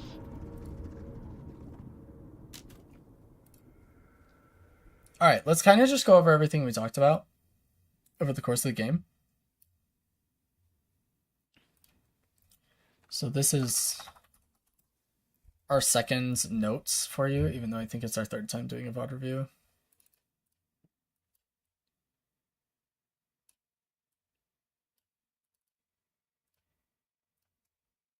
So during lane, only use your 1 for wave clear. The poke on it is really insignificant. In general, I would use it to help clear the heal minion plus minion next to it. Since you don't get lane pressure, so we want heal minion early to help us not lose too much tempo. Does that make sense? Do you understand what I'm saying? Like, you want to get heal minion first because it will heal your minions and it gives you time to kill the other 2, since generally you're going to be losing lane tempo as IV. Can also use it to steal camps when possible. It's hard for them to contest. Does that make sense? We okay with that? Yes? Okay. What do you suggest to do when nobody shows up at the rift, even when it's called? Give it. If your team isn't there, it's a team fight. So if your team isn't there, you have to back up and give it. Depends if the people that do show up at the rift are even numbered, even matched. If absolutely nobody's going to show up and you're guaranteed to die, just leave. Yeah, what Samurai said is true. Then discuss with team afterwards about not showing up to objectives. Yeah, I agree with everything Samurai just said is what I would say. Second thing in laning is we need to pay attention to what we're buying when following builds. Oops. I.e. use healing right way more often. 3, is 2 before 3, 2 before 3, 2 before 3. Share that gargoyle healing. Well, I'll use the name Stone Form with your duo. Those are probably the main points I would leave for you in laning, and what I think you'll benefit from the most that we talked about based on the VOD, yeah.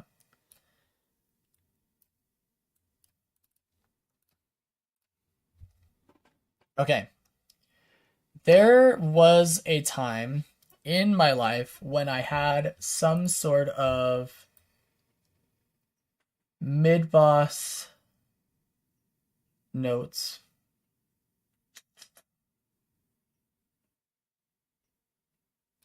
Did I throw them in the Discord? I feel like there was a time in the Discord, does anybody remember this, where I shared a notes that was like your cheat sheet to when to go mid-boss. I don't think I threw it in the... Oh, general mid-boss timings. Okay, we've got it right here. I did throw it in here. I should pin this, so I have it. I'm going to pin this message. And then I'm going to copy and paste it in here, in your notes, so you have it. Okay? Wait, what? What? Freaking notes, man. Always trolling me.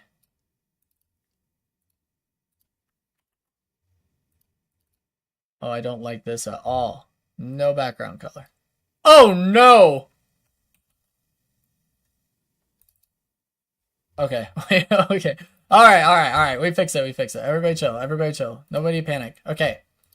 So this is like general mid-boss timings. And I think this is still accurate. Let's go over it really quick. So,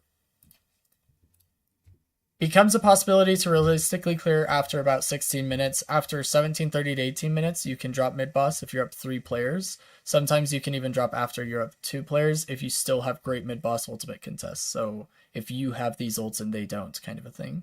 After 20 minutes, you can go mid-boss after 1 major kill. Think we just killed like Kelvin, for example.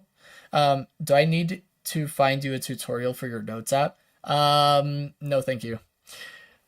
Probably though. No, I'm kidding. You don't have to. It's not me, it's the notes. You understand? Like, it's not a skill issue, it's the notes fault. So yeah. Anyway, and they have no other mid-boss contests. So if they only have like 1 major mid-boss contest, which your team did not, enemy team had Abrams, so you were not able to go after 1 kill at the 20-minute mark. This would have been after the 22 to 25-minute mark, in which after that Kelvin kill, you would have been able to go mid-boss. Heather? Somebody ban Heather. Okay. Then it says after 22 to 25 minutes, depending on your lead, you can go mid-boss in a full 6v6, depending on comp. But generally, after just 1 kill, you instantly go. I would say I only included this because this is what happens at the highest level of the game. Okay? So it is technically the right call in certain scenarios. I will find it to be true that outside of high Eternus, this is rarely going to happen. Okay? It would be a 6v6 bait. In lower elo, it's a bait. Okay? But let's clear that up. In lower elo, just bait to be safe. Okay? But generally after 1 kill, you instantly go. You cannot chase kills in any mid-boss potential scenario. We're going to emphasize that a little bit here. If you're the support and macro is your job, you need to pre-com the mid-boss. Alright, after this next kill, let's drop mid-boss. Okay, this is hopefully going to be helpful for you to have on the side while you are playing games. If you're struggling to know when to do mid-boss timings and not to chase kills. We did go over it a little bit during your game, but hopefully that's helpful. Okay. The replay for the stone form fumble is already there. He's a skilled 1 in 15 and needs to get to at least ritualist level. Unbelievable, Heather. Unbelievable. Okay. Okay. throughout the mid to late game. Mid to late January? What kind of pre-fill was that? Alright, first, we need to utilize ultimate in more ways than one. Right now, you do a great job of using it to cross the map because you're paying attention. Attention to minimap. Here is how I would improve this. Oh geez, this is like, why did it get so small all of a sudden? What in the heck? Okay, if your team is fighting on the minimap, it's your job to get there as off support, preferably carrying somebody else, like if possible. If you have to go out of your way to pick them up, probably not happening. Okay. B, initiate team fights for your team from the safety of the skies, i.e. they are grouped in blue in front of your team, but nobody can safely initiate.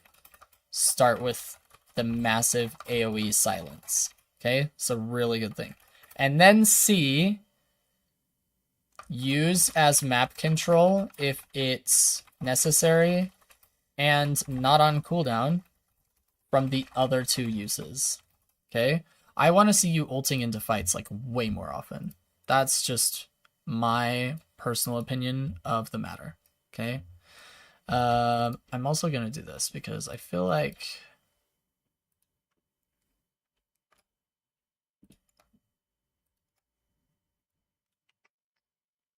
we're saving ult for next game for sure. Makes sense to me. Good. I'm actually thinking. Yeah, this is the last thing I'll add in before we end our notes, and I forgot to add it in because we went into the mid-boss timings. 4, ultimate barrier is incredibly powerful. Powerful in lane. Make sure we're picking up and dropping a teammate to give them that extra survivability. This can...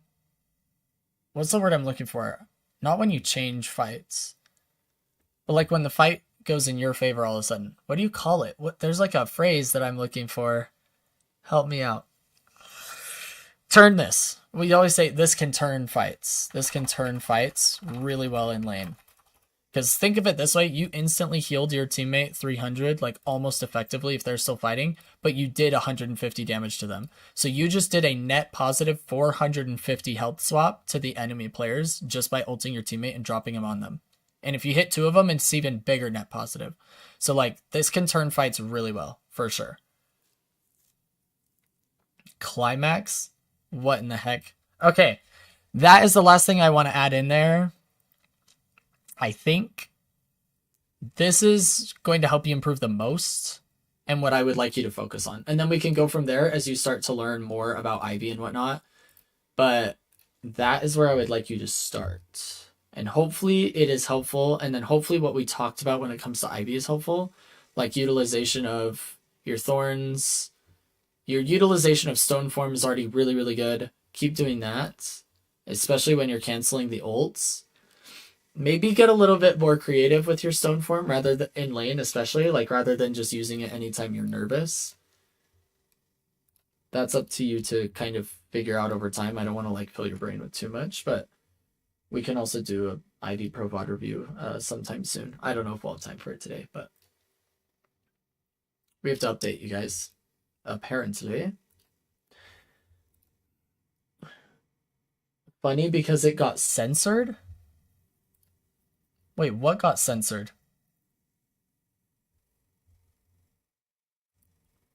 Wasn't a LMAO moment. It's the turning point of a book. It's the turning point of a fight. Oh, okay. I see what you're saying now. Climax got censored, like auto modded for like that message got held.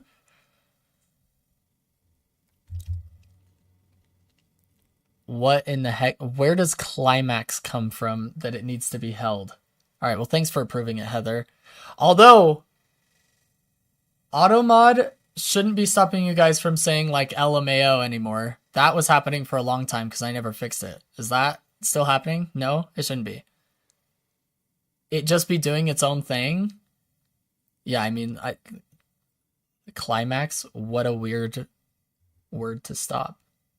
Yeah, it works. Okay. Yeah, I did like certain permitted phrases like LMAO or ROFL, like random stuff like that. But yeah, climax. I guess maybe I need to add that to permitted phrases or something because that is wild. Okay. Auto mode does need to stop being so weird. Agreed, Shelly. Okay. Guys, when is DLNS? Somebody help me. When does Deadlock Night Shift start?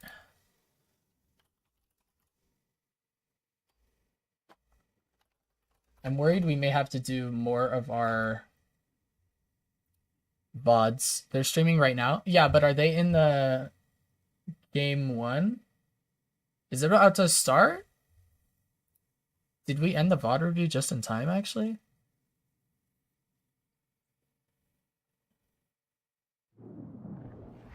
Oh, 4 p.m. Eastern. So, yeah. They start in like 2 minutes with game 1 of EU, which is Abraham's versus Oblivion. Yeah. Of course. Happy to coach, Crab Shack. Thanks for being here. Always a pleasure. Okay. Alice and Heather, will you guys do me the largest solid and throw your coaching requests in the Discord under request to coach? Just like fill that out really quick so that we can do them tomorrow. I'm doing a live coaching for More Toxic tomorrow. He's probably going to be the first thing we do in the morning if I had to guess. And then I can do your guys' VOD reviews after, and then any additional VOD reviews that come in. And then if we have time at the end of the day, we can do pro VOD reviews. But I would love to do a DLNS watch party for the next few hours with you all.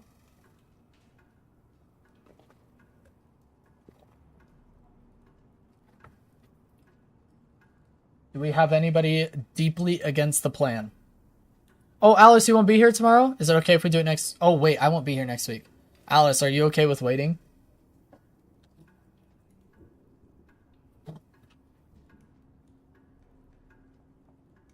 Okay, awesome.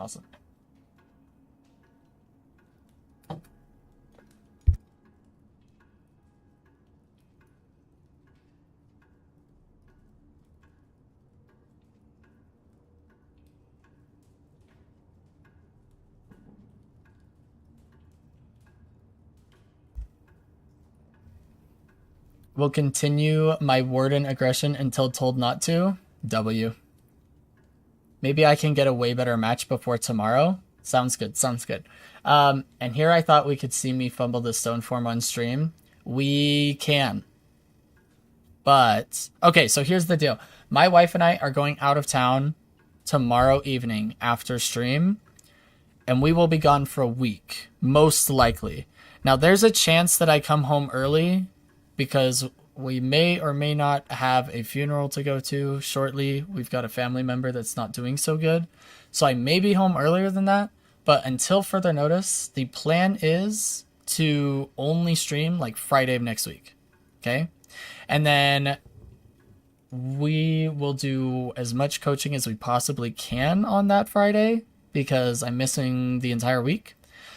And that is that. Hopefully that's helpful. But it also means that tonight, because I helped my sister on Monday night with the bunk beds, and then yesterday we had plans with friends, that means tonight is the only night I'm going to be able to game with my brother this week.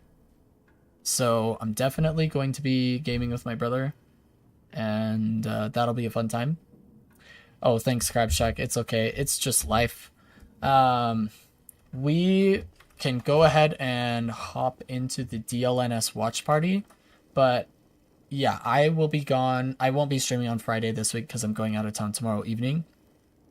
Yeah, I appreciate that, you guys. Thank you, thank you. Don't worry. He has had a fantastic life. Shelly, thanks for the prostate check. Yeah, I would say he's actually a really cool guy. You guys can look him up. He's like somewhat famous in the extreme sport that he was in. His name is Clay Egan, and he's my uncle. But unfortunately, he's not doing so hot, and we're gonna miss him. But we don't need to focus on that. We're just focusing on the fact that he's super awesome, and we're really glad with the time we were able to spend with him. Let's hop into a DLNS watch party, probably.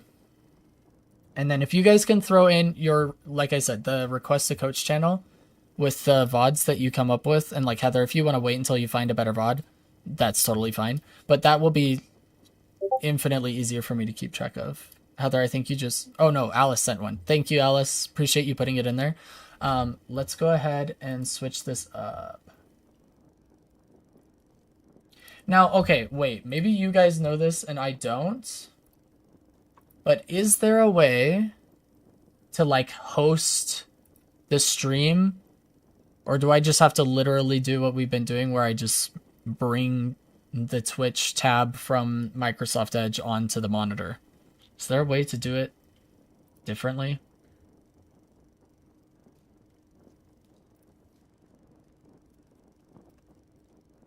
I don't know.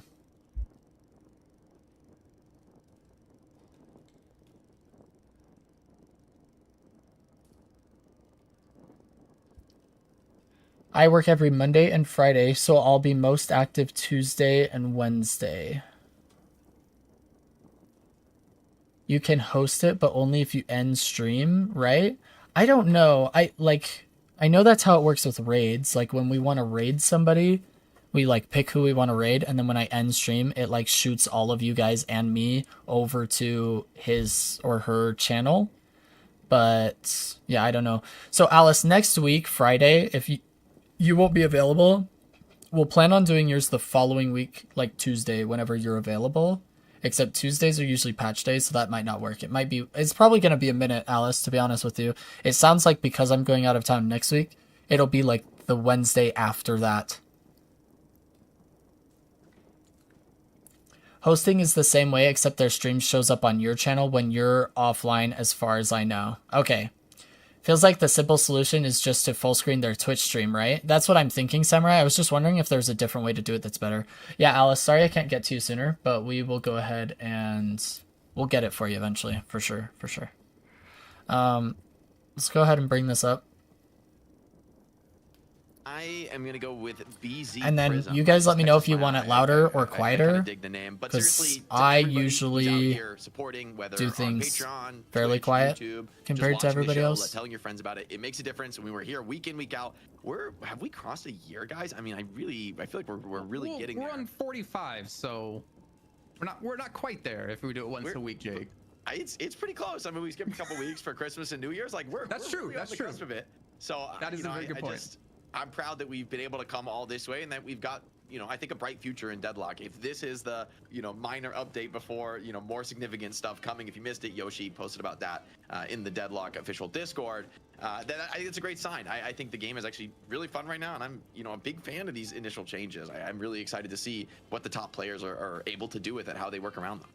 Yeah, I think things are going to be quite messy today, as we'll actually take a look at those patch notes now and catch you guys up on what you might have missed being released just All right, yesterday. Shelly, you Let's have start off good with the King of games. the Hill. So if you guys remember, in a previous iteration, the previous iteration of the Good urn, luck you in would your deposit games. it in a position that would cause a King of the Hill battle to activate. But those two objectives have now been pulled apart from each other and act completely different. So no longer King of the Hill. It's going to be called Unstable Rift. And Jake, I mean, having some experience into it here already, it's going to be, I think, messy. At least for the first week for teams to get acclimated to this. Yeah, I think one attribute that is pretty interesting to see them experiment with is the variable start Make sure time you of the own those event. walls. You know, I think Yeah. you could say this is, Advice like, from more Heather. randomness in the I'll game, try not to fumble but I the actually mid think boss, there's a and I really- shall watch the because of that minimap and clock in-world only W's. effect, it actually makes There a we really go. powerful reward And for remember, teams who are mid boss heavily win games pressuring and the bridge map. buffs are important. Sitting Don't let back anybody playing tell you your otherwise. walkers playing Heather. defensively now is more and more punished because you Oh, don't have something the weird information came in as my early throat, I about, think. you know, That's where weird. the rift's actually going to be, when it's going to pop. So if you're keeping all your lanes pushed, All right, I that think was odd. for, you know, the Really last weird. match, it was Yeah. definitely possible to kind of, you know, hold the bunker down and play the comeback soul game and play the walkers, and, you know, kind of it's difficult for the opponent to progress the game. I think the unstable rift is really Double gonna voice is change that back. now. It's going to feel a lot course it worse is. to be sitting on the defensive. Teams are going to be more motivated to be out on the map, Okay, it control the area, should and be see what's gone going on. again, Also, it hopefully. just starts a pretty powerful push wave, because when you win the unstable rift fight, if you win it, you summon Thanks so basically much, Crabshack. super Appreciate troopers, it. men in black, to come push down a lane for you, and those can be incredibly powerful. I mean, if you fight with those troopers, they can take base guardians, I think, way early than was realistically possible before. Big shout out to really quickly here, Dan Korsaka with a 10 gifted here dropped in the chat. But I do have to actually wonder, Dan, thinking about to these new super troopers, the men in black troopers we got, is there any sort of rim interaction we could see making them even stronger for a push? Yeah, that's exactly what the first thing I was gonna say is that I do wonder like what teams have been doing with respect to that, because it does seem like very powerful, and I could absolutely see if you know drafting a comp towards a push-based style where you really maximize the advantage that those troopers get if you add the rem buffs or the little helpers, in addition to any other, you know, heroes in your composition that are really good at like pushing them and just playing off the tempo. So it is interesting, you know, will the game emphasize more of a macro style element? I'm really curious how the game's going to change, and also how much priority actually ends up being put on the urns, because obviously, you know, it's a solo objective. The rift is going to be significantly more important. So really, it's going to be really fun to see how it plays out as we get to see a little preview right here. Silver standing there, just looking to claim the rift, and there are the new troopers. They're very big. I don't even think I kinda know scary, this to be EU honest. team that's planning on They're playing. tough, man. They are tough. Like, watch them Oblivion? take this Guardian. Do you Like, guys know these things Oblivion? are kind of beasts. I mean, I don't follow EU super I'm not gonna lie, closely hold on. Solo a Guardian at outside 5 of like minutes, it's interesting. DLNS. Looking at the But portal as well, it kind of makes me wonder, is there a I've world never we see heard of the Oblivion. King of Are the they a Hill new type event team, or is actually this a be team you that have to came enter up in the last portal and couple get weeks that I've been transported somewhere, then you missing? have to fight in Or that area, so then you're taken off the there's map, nobody and that now? allows teams to push against you if you want to actually go for contest or something like that. I don't know. There's so many ideas Look at those that they fat could come up with, minions, and so many man. things they could do. And yeah, that Guardian, it's out of here, and those minions haven't taken too much damage. That's great. And this is like 6 minutes in where the resists are still I'm like hoping some of decent my on the EU Guardian, viewers so, know but no Oblivion, assistance. or I can mean, tell me it's for kinda- sure that kinda they're new. wild. Yeah, so that it I'm not definitely crazy. should have a profound impact in terms of actually forcing the game forward from the early game. Watch, they'll take how walkers. fast. I mean, this is something where, you know, I think it's interesting. In the past, I really feel like hard sieging walkers is just a bad play. Like, almost always. Even if you're pretty far ahead, unless the other team is dead or distracted or busy elsewhere on the map, you can't really just siege a walker because it's so powerful defensively. But I think this new objective could actually change that. We could see teams like intentionally taking fights on enemy walkers, trying to leverage these creep advantages. I think that's going to be kind of a new One of the type few battle taking times place in ever Deadlock. that I actually agree with the casters on something. That's That you shouldn't thing, just man. siege And the fact is, walkers. like, that was only like what, four, I think it was 5 of them spawned. If you get it as a comeback, depending on how far behind you are, you could get 12 of these. And I could see a world where the game ends from 12 just pushing because you keep the team active somewhere else on the map. But there's a lot of other changes that have happened as well. The urn in particular, if we can stop here, it has changed drastically, Jake. I think it's something we have to talk about. Yeah, so basically the urn is now a much more viable solo objective. I think the most important change is that the enemy team no longer sees you on the minimap when you're holding the urn.